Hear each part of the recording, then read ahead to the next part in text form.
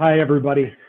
Just wanted to welcome everybody to our tasting today. We've got people from all over the country, actually. My name is John Irwin. I work with an importer called Lux Wines, who has the pleasure of importing these wines across the United States. We are talking today about Ratti Winery, and specifically, we're going to be tasting the Barolo. So hopefully, you have an opportunity to taste the Barolo along here with us, either the 2015 or 2016 vintage. Of course, Barolo is 100% Nebbiolo and comes from a very specific place in Italy, the northwestern part of Italy, just underneath France. So I'm gonna give you a little idea on the run of show today. We're gonna keep it at 1 hour. We're gonna keep it pretty loose. I'm gonna introduce Pietro Ratti, the winemaker and proprietor of Ratti, here in a moment. But you have an opportunity to ask some questions. So we can't see you and we can't hear you, but what we can do is see the questions that you ask in the chat. So I'd encourage you, as you're tasting, if you have any questions or as you're listening, please make use of the chat. And just wanted to let you also know that when this is all over, we'll load it onto YouTube, and I'll send a note out to everybody, letting them know where they can access this this chat later in case they want to revisit some of these topics that we're talking about. I also want to do a really quick shout out to Bluebeard in Indianapolis. I saw the incredible brunch setup that they have celebrating these Ratti wines, so that's really exciting. And then I just kind of want to introduce some of our panelists today too. So I'm gonna show you here, Brett. I'm gonna unmute you, and then I'm gonna show your camera. Well, actually, I see you now. You're in the barrel room, right? Yeah. So, hey, Brett, how are you? How are you guys? Good to see you. Yeah, fabulous. And I'm gonna unmute, and I'm gonna show Pietro here too. So Brett Davis, Master Sommelier, located in Louisville. And Brett, thanks for joining us today. Appreciate you jumping in. And if you have any questions or if anything comes up, you know, we really want to keep this loose but informative. And with that, in the spirit of keeping things loose, I know probably a lot of you have some wine in front of you. So why don't we start with a little bit of tasting? And with that, I'm going to hand it over to Mr. Ratti, Pietro Ratti, to talk a little bit about the Barolo Marcinasco and maybe some of the tasting notes that he gets from this wine. Hello, John. How are you? I'm well. Can you hear me? Yes, we can. Okay. Yeah, I'm in my tasting room of my winery right now. It's 6 o'clock my time, so almost going for my aperitivo time. So I will anticipate a little bit with this pre-aperitif with Barolo, you know, not bad. Eh? I will show you just before we start. Can I show you where I am? Please do. Look. Okay, can you see? That's the view from my tasting room. It's a beautiful day. It's not fake, eh? It's real. Today is a fantastic day. I don't know if you can see the vineyards in the back side. So I can't wait to go back home. No, I'm joking. No, I'm happy to be here with you and with all our friends around the United States. So what do we start with, the 16 or 15? You know what? I have the 15 in front of me. Okay. In front of me. So why don't we talk a little bit about that? Yeah, the 15. I have the Marcinasco 15 in front of me. I will show you. I don't know if you are. That's the label. We have we made a special label on the 15 vintage, as you can see, with the 50 anniversary, because in 1965 my father Renato Ratti made his first Barolo Marcinasco. So it's a special vintage to celebrate also, you know, an anniversary like this one, because it's a very good vintage, first of all, you know. So we've been lucky to celebrate in such a vintage like 15. 15 was a warm vintage compared to 16. So you see already the color, you know, dark color. The aromas are more kind of a dark fruit, okay?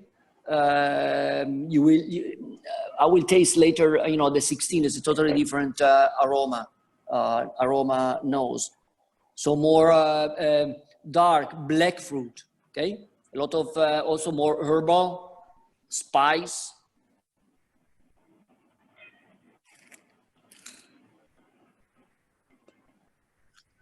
The first glass, I don't drink it. Then after, I will start drinking.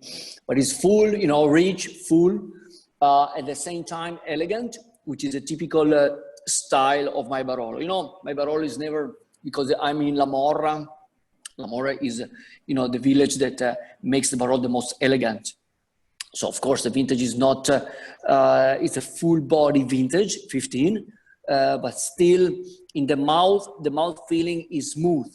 So it's strong because it's a Nebbiolo, you know, Nebbiolo based wine. So you get the tannin, you get the power, the structure, but at the same time, you don't have a, you know, the angle are round, okay? So it makes the wine that you can drink, you can enjoy it, especially if you eat some food, of course. You know, any wine with tannin, so like a Nebbiolo based wine or Sangiovese based wine or Cabernet based wine, you know, those grapes have tannin, so you need the food helps, you know, to enjoy the wines in the mouth. So without food, for me, it's a little bit more difficult, but enjoyable at the same time. Eh? Yeah.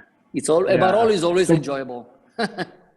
famous for the tannin, but you're specifically in La Morra, right? So how does La Morra Barolo differ from other Barolos that you might find? The Barolo zone is a round zone, let's say 10 miles per 10 miles.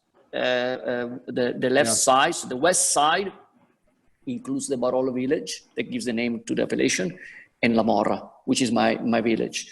The type of soil we have is a more blue soil, clay. It's always a clay that makes the tannin a little bit softer. The east side, you know, the right side, east side, includes villages like Monforte d'Alba, Serra Lunga, Castiglione Falletto. It's a more like a little bit stronger, more rocky, different color also, more yellow, rocky, no stones. We have stones, but it's always a clay. But that makes the tannin, the wines from the Barolo from the east side, a little bit more aggressive. So the wines that need a little bit more time. While my side, again, Barolo village, La Morra, Verduno, the Barolo normally is a little bit more enjoyable, open when we first release it after aging.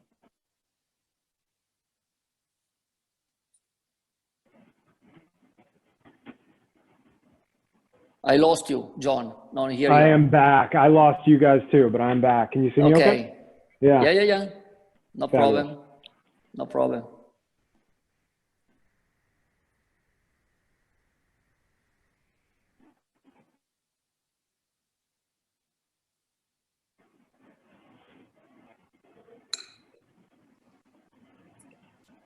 Things got a little twisty again. How are we doing now? No, I can hear you. I don't see me, but I see a picture of the soil. Yeah, no problem. I wanted to show This is a little bit of that. Soil, of course. This is a little bit extreme picture I made in a very dry summer.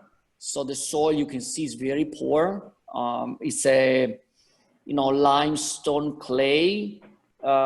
We can have also a little bit of sand, but it depends on where we are. Like I have a vineyard, for instance, another single vineyard called Rocche dell'Annunziata, which has a little bit more sand in it. But that soil, that picture you showed is very nice because it shows how, the roots, they need to struggle, especially in the summertime, to go inside the soil to get humidity, water, because, a vine needs water like any other type of tree or vegetable. You need water. So the roots, they go deep down and they get the water. So sometimes the top soil looks like that, very dry, but we are in a place where, thank for us, the undersoil is humid, it's cool. So it's a very good place for the vines to grow, because even if the summer can be really hot, but normally where we are, we are 30 miles from the mountains, 30 miles from the sea. But you see this picture, that's La Morra, my village. and on the back side will be the mountains. So they give a special, humidity. So the humidity keeps the humidity, also keeps the soil, the humidity from the down soil not to evaporate. So we keep the roots quite in a good cool condition. So we never need to irrigate so far because I don't know, the future, we don't know, because how is global warming changing the way you farm, the way you make wine? The global warming is affecting us because in the way that we don't need to irrigate again, but we need to keep more leaves. The canopy has to be a little bit richer with more leaves in order to keep more freshness, relief to the vine. And also we keep the grass on the soil. So we keep the grass between the vines, between the rows, in order we mow the grass in order to keep humidity, again, freshness, especially along, during the summertime. So that's the biggest challenge we are facing, but it's a challenge, especially we adjusted the winemaking style a little bit to that. And we adjust, of course, a lot the viticulture on the global warming. How did you change the winemaking? The winemaking, we rack less the wines. So we try to keep the wines fresher. If you rack too much, you give too much oxygen. So you risk to, because, remember, Barolo, as well as other, Barbaresco maybe a little bit shorter aging, but Barolo, we age 24 months in oak. So if you start to rack too much, you risk to over oxidize the wine, and the wine can mature too much. So we need to, we adjusted the winemaking in order to rack. So, racking means moving the wine from barrel to barrel, tank to tank. We reduce the minimum in order, again, not to give too much oxygen. Okay. So I leave the wines a little bit longer in bottle prior I release the wines. So when I release the wine in the market, like let's say now 16, the 16 has been already in the bottle for more than 1 year. So you can enjoy, the bottle is always the best place for the wine to get smoother. Barrel, okay, we need the barrel to mature the tannin, but then it's the bottle that is the best place for the wine to really and develop the aromas, open up, okay? That's why we say more you leave, in the bottle. If you can leave a little bit, a few more years, these wines, they change, they develop other aromas, and they reach a point normally when after, let's say, 10 years, normally after the vintage, 8, 10, 12, it depends on the vintage, they develop what we call the third aromas, tertiary, yeah. I don't know in English, tertiary, whatever. Tertiary, yeah. So, exactly. So aromas like leather, they lose these fruit, floral, and they gain more leather, mushroom, all that incredible, interesting aromas that if you like those, you need to wait. So that's a. So 2015, you talked a little bit about 2015, and then how is 2016 different than 2015? Both are excellent vintages, of course, but yes, very different. Excellent vintages, but very different, because you can see already from the color. I don't know if you can see. The color is very similar, but probably 15 is a little bit darker than 16. But the aromas are very different because, again, 15 was a warm vintage. So in a warm vintage, you get these full, dark aromas. Then you get the 16 cool vintage, very long season, very different from 15. So we pick the grapes almost but 20 days later than 15, okay? From 15 to 20 days later. So it was a long season. We picked very late, at the end of October. 15 we picked at the beginning of October, so it's a long season. And the aromas already, by putting the nose they're already very different, more floral, okay? Less dark, more, the 16 more floral, typical floral of the Nebbiolo. The Nebbiolo from La Morra, you get these, we call rose, and also violet, which is typical of a young Barolo from La Morra that you can, in 16 is very, very, extremely evident. So they're very, very different vintages, both excellent. Again, 15 a little bit more stronger, more macho, you know, kind of vintage like that. A little bit fuller, I mean, more front mouth, gets your mouth a little bit in the front, while 16 is more delicate, more longer, deeper, okay? More layers, different style of vintage. And remember that these two wines I made in the same way, same vinification, same winemaking. So again, the difference is really because of the influence by the weather. Hey, so this is Brett. Are you saying that you did not do a different oak regimen between the two vintages because of the ripeness? No. Everything's the same?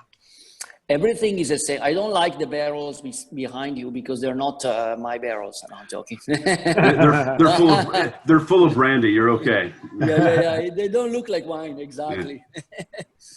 And also, keep going, please. Yeah. Aging has been the same.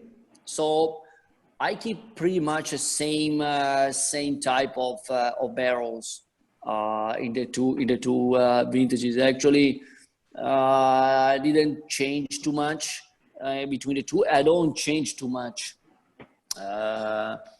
It's really an influence by the vintage. And actually, in the 16, I made the macceration a little bit longer for all my vineyards. 15 was the first vintage. I started to do that. In 16, I'm doing now from the 16 a little bit more consistent in all my vineyards. When I say longer, means the skin contact, not the fermentation. Okay, fermentation.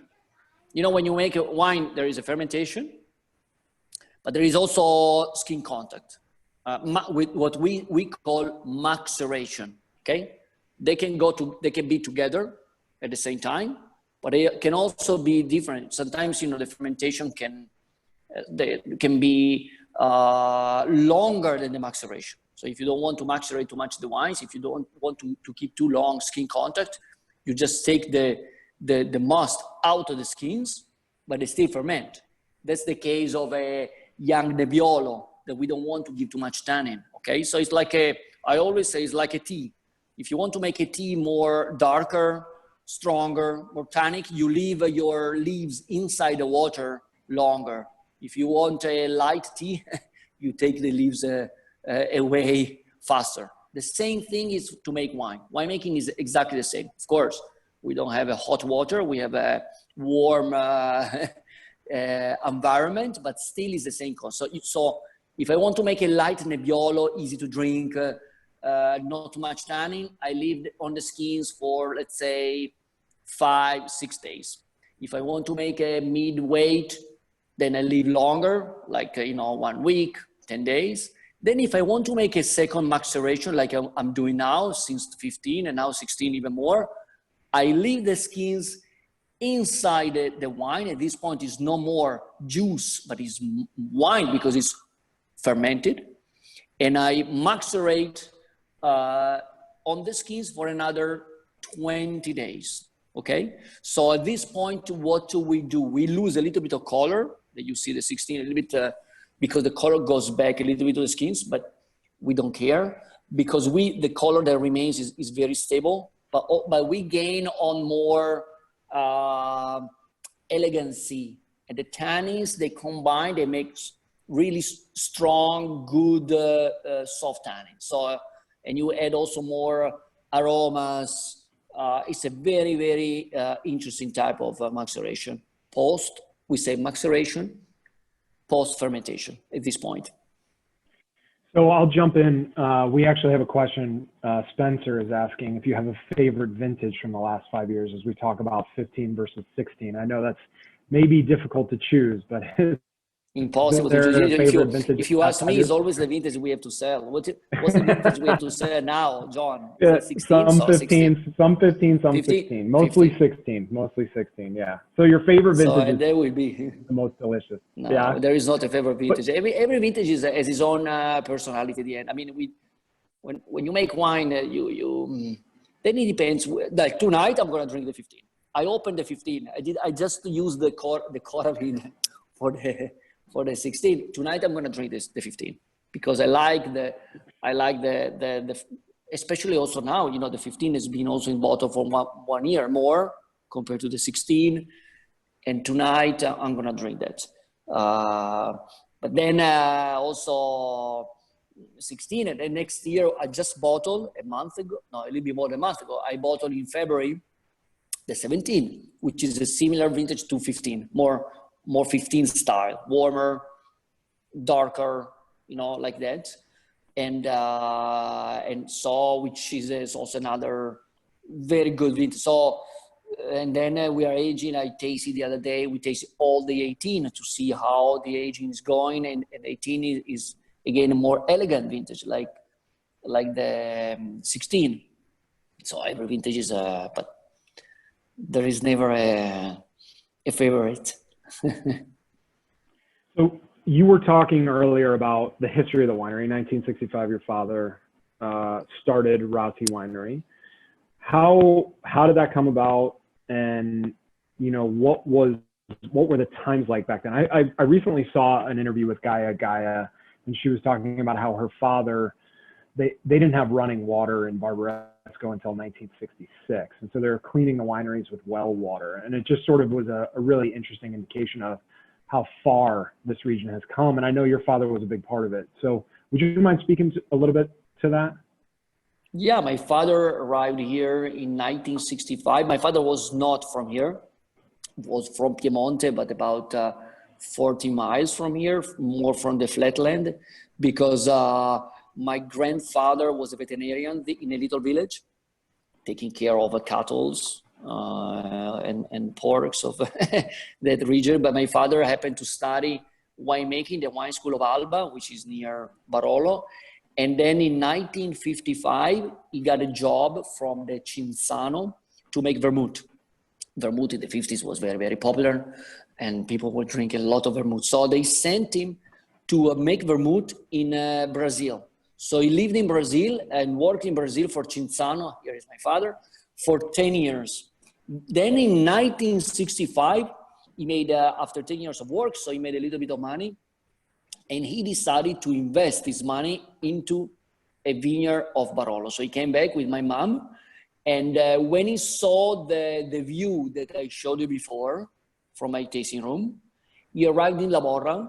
He saw the view with my mom. My mom, she still tells me that she was like shocked. How you say shocked? In a good way. Yeah.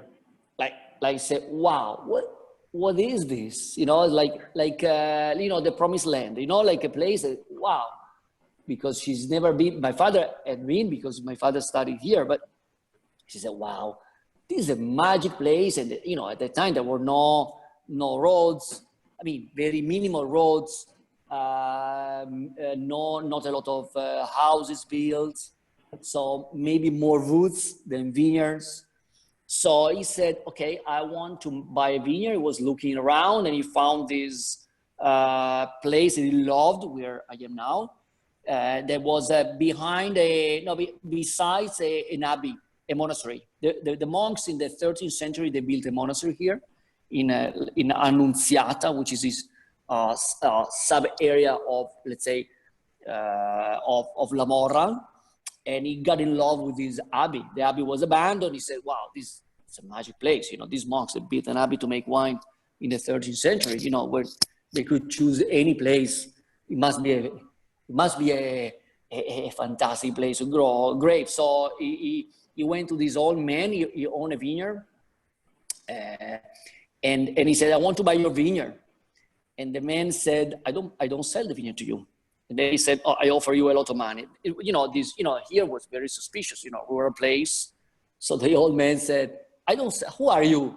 Who are you? I want to buy your, at that time, people, they were not buying vineyards like today. It was a very, very limited market of buying and selling. So he said, I want to buy your vineyard. I said, no, I don't sell it. And the next day, I offer you a little bit more. I don't sell it. And it kept going until, for like 10 days, 12 days. And then at the end, he said, okay, I sell it to you, but I also have another vineyard to sell for sale if you want to. So he bought this small vineyard of 2 acres below the winery, which is, he studied the region. So he found out that the name of the area was Marcenasco. That was the old name from the 13th century that disappeared because the monks, they dedicated the abbey to Mary. So they called Annunziata, Annunciation. Marcenasco disappeared. So my father found the name Marcenasco. He put the name Marcenasco on the label. In 1965, he made this Barolo. There was with the name Marcenasco on the label, and was an incredible, case of Barolo, like in the way, because he came out. Remember that the Barolo at that time was 400 lire. We call it, we had the lira, a bottle. My father came out with, I think, 1,200 lire, 3 times the normal, the classic price. And everyone was shocked. Again, said, well, who is this guy, making the Barolo, putting the name of a vineyard, and selling at the price 3 times anyone else. Of course, we are talking about a period that there were not too many producers in the 60s. And then, of course, is after a few years, then, he was very good friend with Angelo Gaia, the father of Gaia, and who immediately understood, he followed my father in this way, single vineyards also, raising the prices higher, because the wine, I think it's the dignity of a wine is also the price, the value, how you say. I mean, the wine in an important region must have a high price. I mean, in a way that it gives also back to the growers, to everyone. I can see for us, I mean, the cost to make a good wine is very, very high, and is becoming higher and higher because, we pay the people who work for us very high. And so, and all the different costs are high. So back in 65, my father said, I want, Barolo is the most important wine in Italy. I want to make the best Barolo possible, but must be expensive. People need to spend the money to buy a bottle like that. And he was right. Yeah, and with that, in order for it to be expensive, it has to be kind of a special product from a special place. We actually got a question from Ratti asking, can you discuss the work your father did in mapping Barolo? Yes, of course. My father, back in that time, he didn't just make a single vineyard Barolo, because again, the tradition was more to blend, from different vineyards, to have a Barolo more balanced, vintage to vintage. My father said, no, we need to emphasize, to try to, to express, the terroir, the soil. So we need to make from a single vineyard. And then later on in the late 60s, beginning of the 70s, he said, now we need to map the Barolo region. You see the map here. So he put, you can see in brown and red, he put the best single vineyards he believed at that time. You can see more in the concentrated in the heart of the Barolo zone. And he mapped for the first time the Barolo zone with the single vineyards, okay? And he didn't do just the mapping. He also made, you can see red and brown. So he made a classification, like a Burgundy style, like a Grand Cru, Premier Cru. So that was back in the 70s. So it was a very long work. He went around looking to the vineyards, talking to his friends, people like Bruno Giacosa, men that they knew exactly every corner of the Barolo region. So, and then Bartolo Mascaro in Barolo, the Conterno in Monforte, talking, tasting, and by tasting, by talking, by walking, he made a map. And the map was also another revolution because, of course, some people, they were not happy because maybe they were not in the Grand Cru, but still if you consider that this map 40 years later in 2010 became official. So was recognized by the appellation of Barolo. And of course, when we made the map, when you say we, means all the producers from Barolo in 2010, we mapped the whole Barolo region, not just the heart, but not with the classification like my father did. But still, because of my father, really, this map became really it's been the only map for many years. So was really the man. I think we can consider my father as the father of the single vineyard movement in Barolo back from the 60s and 70s. He passed away in 88. So at that time, he was really a kind of a pioneer leader because he led the whole zone, the whole winemakers into this direction of single vineyards, direction of quality, direction of dignity, direction of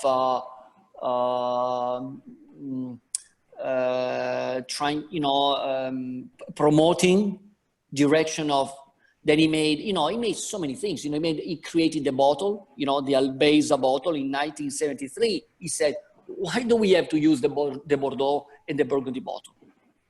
And he said, let's use let's make our own bottle. So he made this, he invented in 1973 this bottle called Albeza. It's sealed Albeza on the glass to have a local bottle, to be used by the local producer. So he said, we need to be a serious zone, is a serious for, we say 360 degrees. Everything has to be good, strong. So he was very, very strong at the time. We talk about a time that really was very different from today.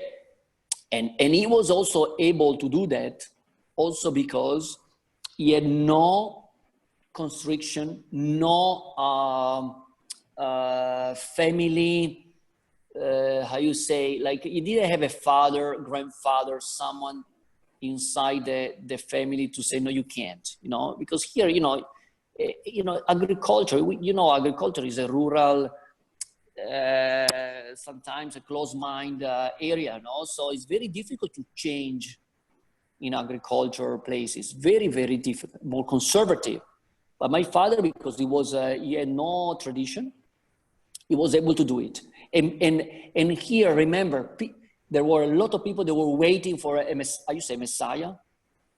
A Messiah, Sure, Messiah. yeah, perfect. They were waiting for Messiah. someone to do that.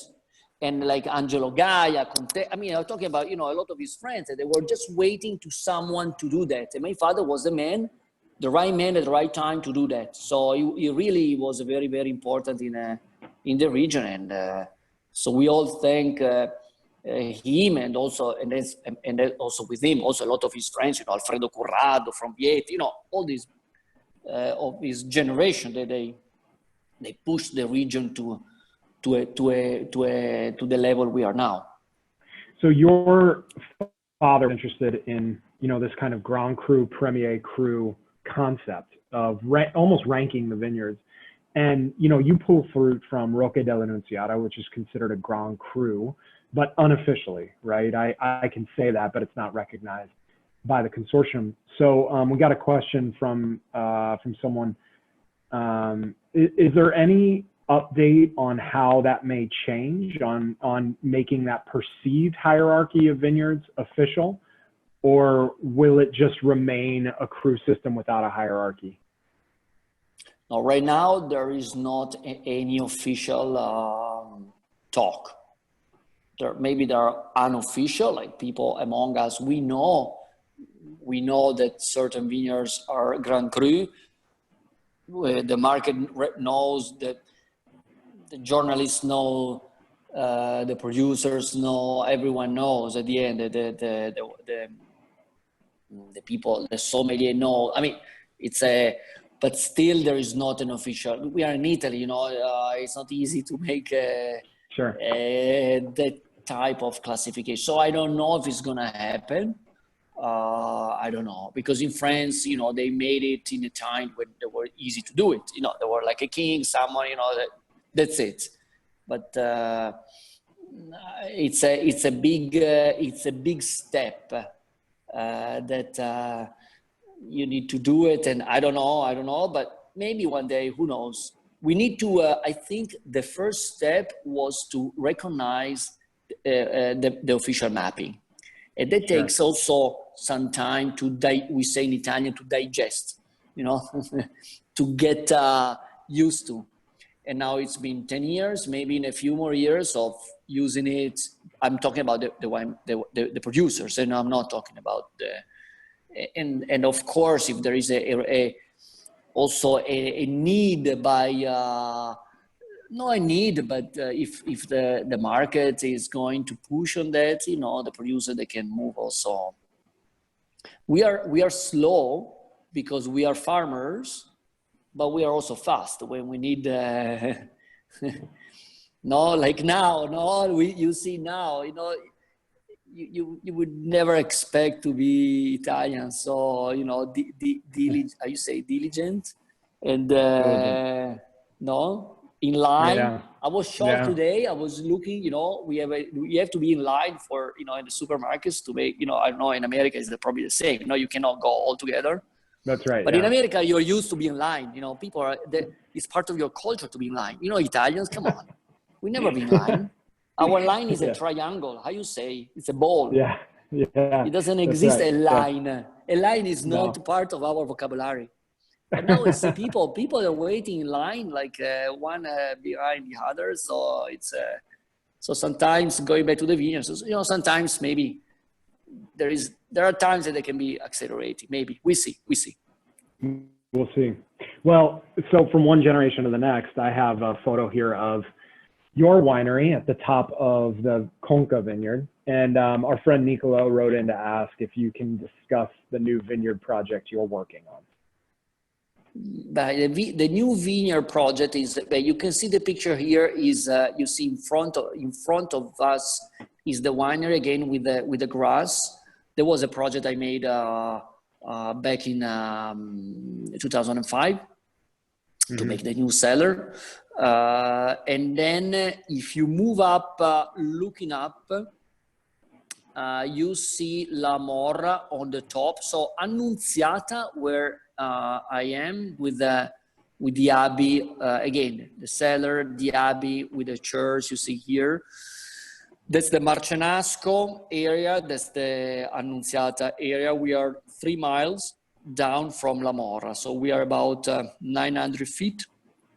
And then if you look up to the top, to the, how you say, the ridge on top. Yeah, the ridge, that's La Morra. Looks very far away, but it's not too far away. It's about 3 miles away. But La Morra is about 1,500 feet. So La Morra, you see a little bit darker, you see more woods. But if you move on the left side, there is another hill, which is still part of La Morra. These are all La Morra vineyards. That's my new project. My new project is about 1,200 feet high, so still in La Morra, but not in Annunziata, where I bought this new vineyard in a single vineyard called Serra Denari. And the first vintage will be 2019. And it's a Barolo made in a higher elevation. What does it mean, higher elevation? Means a little bit cooler. So the grapes, they ripe later. And so it's a different, a little bit different, still La Morra. So we talk about the same area. But very fascinating to make the wine from there. A little bit tighter, nice. I like that that vineyard a lot. Is a vineyard that I was able to buy, and it was already planted 30 years ago, so very good, in a very good shape. And also the intention is also to have a vineyard in an area a little bit cooler. Also thinking about the global warming, so who knows, you know? So it's better also to expand. Like for instance, a few years ago, I bought some vineyards in Dogliani. Dogliani is an area a little bit. If you look at this picture, it's going to be on the left side, but like 15 miles on the left, outside the Barolo zone, closer to the Alps, so cooler. Dogliani is an area for Dolcetto because it's an early ripening grape, and I still have the Dolcetto, which I make, but I also planted some Nebbiolo. So I have a new project there to make another Langhe Nebbiolo. So a Langhe Nebbiolo a little bit in a cool, exactly. Those hills you see on the back of that picture is going to be behind those hills. So those hills is the limit on the Barolo area and that side. So it's going to be at the other side of that those hills. So still the same soil as Monforte d'Alba, but cooler. So there, so it's again outside the Barolo zone.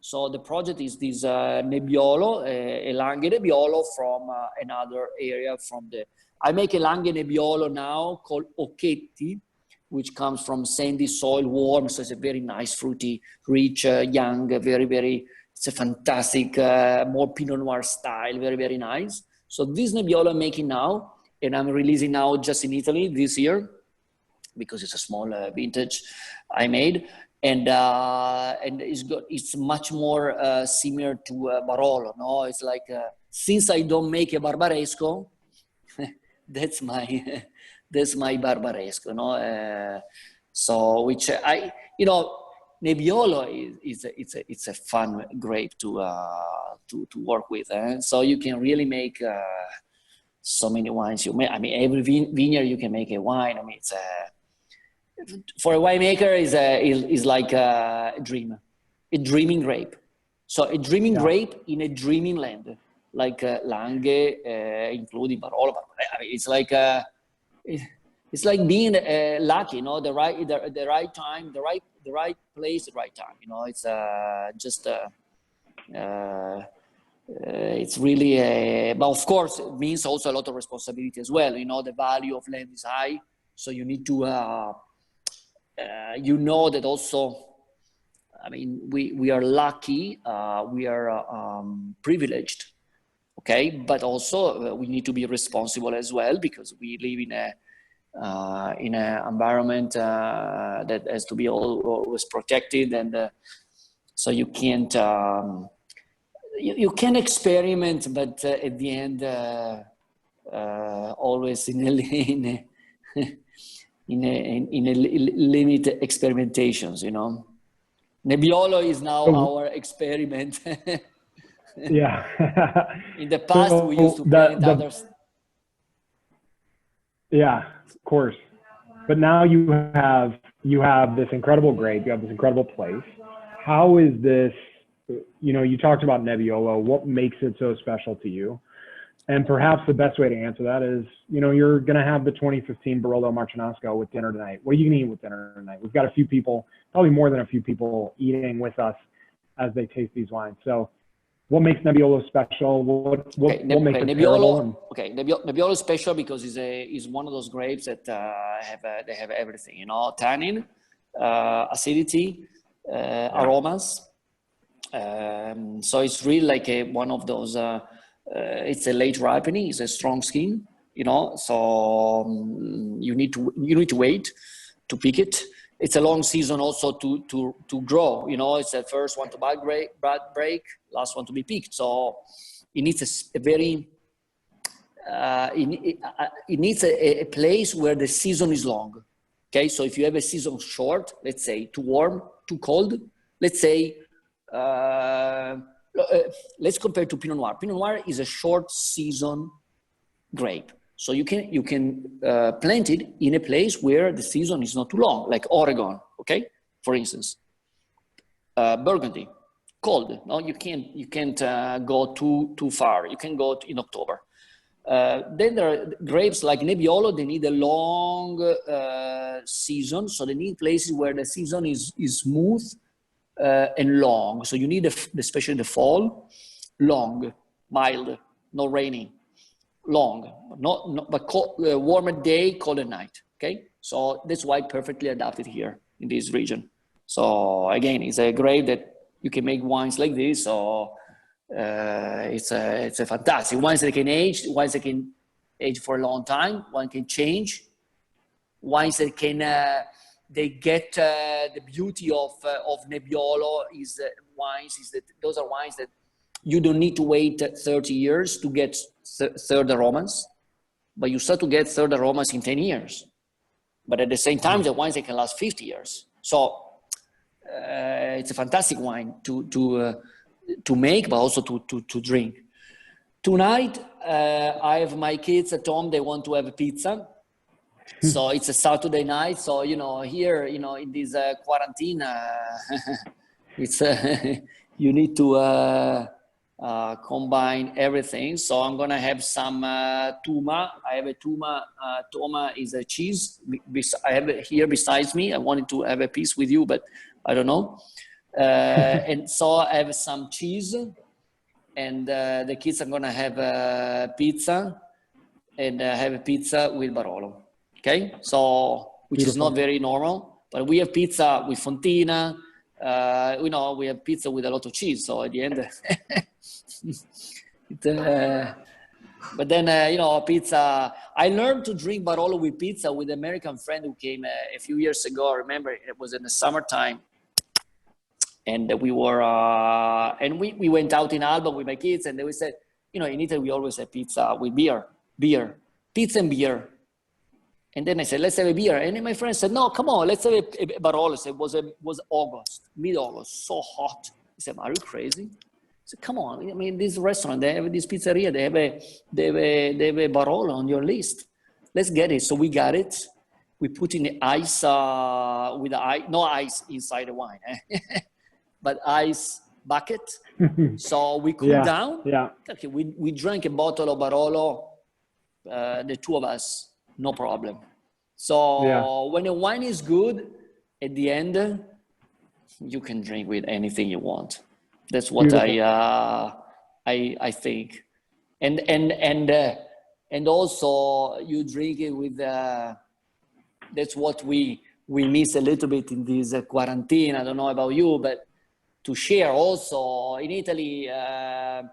Now finally, I hope May 18 we're going to start to see friends, because maybe restaurants are going to open June 1st, I hope, because we need to share also, I mean, we drink alone, I drink with my girlfriend, but also, if you can share, Italians, we like to share with friends, this is a good way of sharing with friends, right? This is a little bit alternative, more we're used to. But I did want to ask, as you talk about drinking wine at home, we always get this question for really any winemaker gets asked this question, but Scott wanted to know, what's your favorite non-Barolo wine to drink? Barbaresco.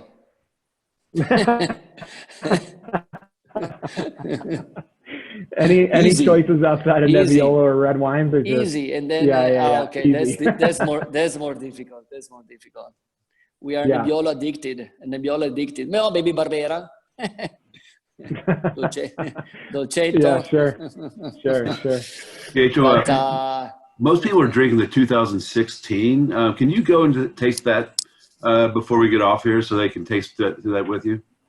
Yes. The 16 is an excellent, elegant, excellent vintage. Okay, don't expect a strong tannic, severe, powerful, but a little bit tight. This is not. The 16 is the expression of Nebbiolo at its best, and it's best of elegancy. Okay, so reminds me a little bit 2001. If I need to compare one of the latest harvest, Simir, excellent, and so very, very elegant. You get it from the nose already. You know, all these flowers. You know, again, violet, rose, and then also in the mouth, elegancy, elegancy, elegancy, complexity, complexity, complexity. Okay, again, 15 was more, a little bit more macho, as I was saying, a little bit easier, not easier, different. Okay, 16 is phenomenal. And the other day I tasted, because we had a tasting in the wine, and we tasted all. I make 3 Barolo, you know, Marcenasco, Conca, and Rocca Annunziata, and I kept tasting in my house for 1 week. Fantastic. Even after 1 week, fantastic. Was an effort. Was not easy to keep it for 1 week. Normally I drink 1 bottle a night. So, but there was it was work, because when you wait, you understand how the wine will be.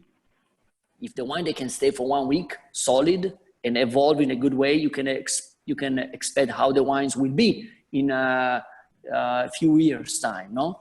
And 16 for me is really, that's why we consider 16 an excellent vintage. Also because everyone made, you know, it's very hard to find a Barolo Barbaresco. I mean, no, it's hard. It's impossible to get a bad 16 Barolo Barbaresco, okay? So it's been a great vintage for everyone. But again, don't expect strong power, okay? It's elegancy and complexity, okay? So, which is a little bit unusual, because sometimes Barolo, people expect more power. But 16 again is more into that mood, very, very expressive, but a lot of aromas, and the aromas that keep going in all these, they have much more complexity. Than 15 is also nice, but a little bit more power, narrow, like boom, like this, while 16 is more wider, more aromas going on like this. So fantastic. Will be difficult to keep it. I think it's easier to drink it. Yeah, while we're talking about vintages, I want to make sure. Also, don't be shy to drink it. I mean, 16 is a fantastic. Maybe 15 is more vintage. It's a bit more exuberant, so you can needs a little bit more time. But 16 is fantastic to drink it. I wouldn't keep it too long in the set. Maybe a few years if you want to. But tonight, you know, you bite, you drink, especially Marcenasco. Of course, Conca, Rocca Annunziata, they have more concentration, so they need always a little bit more time. Okay, but they gain a little bit by giving 1, 2, 3 more years. But Marcenasco, it's fun. I open now. I mean, even with the Coravin is a fantastic tool, but it doesn't open up. I mean, now they made the nail more to open up, no, the wine.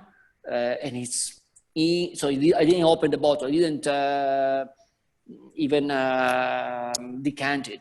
But the wine is a pure drug, we say in Italian. So una droga pura, un nectar. Beautiful. While we're on the subject of vintages, actually, I want to make sure we get to all the questions that we have before we close up here in a few minutes. But a question from Jan at Bluebeard. They're drinking the 2005, which lucky, right? Lucky. So would you talk talk really briefly on that vintage? Yes, 5 is similar to 15. Okay, so it was a warm, nice vintage, rich, opulent. Was a vintage that was in my heart because it was the first vintage I made in my new cellar here. and was also a vintage that became number 7 on the top 100 wines of the Wine Spectator. So it was for me, was a very good, how you say, recognition. And it's fantastic now to drink it, because we talk about the wine 15 years. So you still have a little bit of fruit, but you start to gain the aging aroma. So it's in a fantastic balance now. So you can have fun with that 5. I'm sure. Yeah, fabulous. Well, we're coming towards the end of our time. I wanted to show you my T-shirt, Barolo or Nowhere, right? Wore that. I like it. Yeah, it's nice, right? Also, but we put Barolo or nothing. Barolo or nothing. That's right. Maybe Barbaresco in a pinch. But, yeah. But I just wanted to really thank you for your time today. To everyone who is watching right now, I'm going to put up a slide here in a moment with my email address. I'm also going to be posting this video on YouTube later so that you come back and reference it. And with that, Brett, if you have any final questions, or Pietro, if there's any final things you want to say, I just want to, say thank you for joining us today, Pietro. It was really kind of lovely. If you want to give us a little tour of the room you're in too, you certainly can as well. Yeah, no, my room is a little bit messy now because, I prepare all this tasting for you, but yeah, sure. Yeah, we can try to. But I can show you again where I am now. Yeah, please do. But now it's a little bit darker. Sure, still looks beautiful. Now it's 15 scenario. And before was 16. No, I'm joking. So this is my, I'll show you my tasting room, okay? Like this. Try to go outside. The weather is a little bit darker now. We're getting to 7 o'clock. You can see, I don't know if you can see on the back side, we mount the, this is the top, the cover. You see the grass on top of the roof, okay? Yeah. So that's the roof, the cellar. So we keep humidity. This again where I was before. That's my tasting room, okay? And in front of us, I don't know if you can see, but the hills in front of us will be the other side of the Barolo zone again. Castiglione Falletto, and then Monfort, Alba at the end. So if I look at this way, very far away, I don't know if make it. If you can see, there are the Alps, and they still have the snow on the Alps. Okay, so they provide water. You said before, no? Here I am into the taste. No, you Maybe. said about the water. In the 70s, they made a dotto. I would say the pipe with the water mount from the Alps to here. So we drink fresh water from the mountains since the 70s. Before the water was wet, and so was very difficult. That's why we used to drink a lot of wine. Wine was better than water in the old days, and they drank a lot of wine. Pietro, before we sign off, can you mentioned the 18 a little bit, but can you kind of let everyone know what's coming up with the 17, 18, and 19 vintages? Just a general stylistic description of each vintage. Sorry, I didn't get your question because I came back and I'm now back in my position. No, you were asking about... Can you give us a brief overview of what to expect on the 17, 18, and 19 vintages for Barolo? Just a very general descriptor. So 17 more like 15, so warm. 18 more like 16, so cool.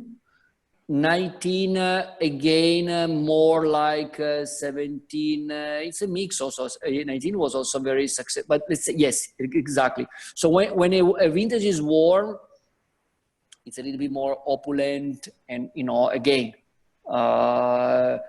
fatter, more like alcohol, like that. When a vintage is cool, it's more finesse, elegancy. And it reflects, if you drink now, remember, when you drink a younger Nebbiolo, it gives you the sense how Barbaresco and Barolo will be. Like, for instance, now we drink in the US, my Nebbiolo 18 Occhetti, okay? And by tasting the 18, which is very, very elegant, more like a Pinot Noir style, you can imagine how the Barolo will be in that same style. Of course, a Barolo, more power, stronger, but still in the same way. 17 again, more warmer, you know, a little bigger. And 19 is gonna be back again like 17, like that. So even numbers, warm, right? No, odd numbers, warm. Even numbers, cool. Okay? So again, cool, elegancy, finesse. Same way with 14 is the same way. Exactly. 14 was Finesse. And while, but 13 was different. 13 was a classic, excellent classic, more tight, acidity tight, very, very big and tight. You know, vintage that need time to open up. More vertical, we say vertical type of vintage. I'm going to ask you one more question about vintages. When you go and you visit all the, especially the classic wineries there are old vintage charts that go way, way back, and very few vintages would show up as good or great. Whereas as you approach the modern time, it seems like good and great seems to be every other year, right? And then maybe once every 5 to 10 years, you have an off vintage. Do you contribute that to global warming, or is that just the evolution of the producers themselves? Yes, it's a mix of things. Global warming, of course, because it doesn't rain that much in the last portion of the season. Remember that in the 80s, in the 70s, it was what makes a vintage bad or lighter is the last 30 days of the season. You can have a great vintage, but the last 30 days, if it rains, you destroy the vintage, okay? So those are crucial days. So in the last vintages, since probably in the 90s, let's say, the global warming is making that portion, so let's say September, October, less rainy. So we get more consistent, good quality vintages. Then, of course, if you put on top of that the better skill of the growers and especially the winemaking, at that point, it's difficult to find a bad vintage. So that's what's happening in Barolo and Barbaresco right now. So we benefit of this. In that way, yes, we have less rain again in the last portion. I remember when I first started, my father passed away in 88. So I started in 88 to make wine with my cousin. I made 88, very good vintage. 89, fantastic vintage. 90, incredible vintage. Okay, so I said, wow, so easy. There is no, what do we need to do? And then we had 92, terrible. 92, 91, terrible. 92, shitty. 93, no good. 94, disaster. So, oh my God, then, when I say this means not because of mistakes, because of weather. It was raining all the time. So, and then finally with 95, 96, then 96, 97, 98 started, the end of the 90s started to be smoother and longer. Well, we're at the end of the session. I just wanted to remind everybody that we'll be posting this on YouTube, but Pietro, I wanted to just take an opportunity to thank you for coming to us all the way from Piedmont. While it is a strange time, weird time, it is actually kind of beautiful that we can still share these moments together. This wine is fabulous. It's really special. Thanks for sharing a glass with us tonight.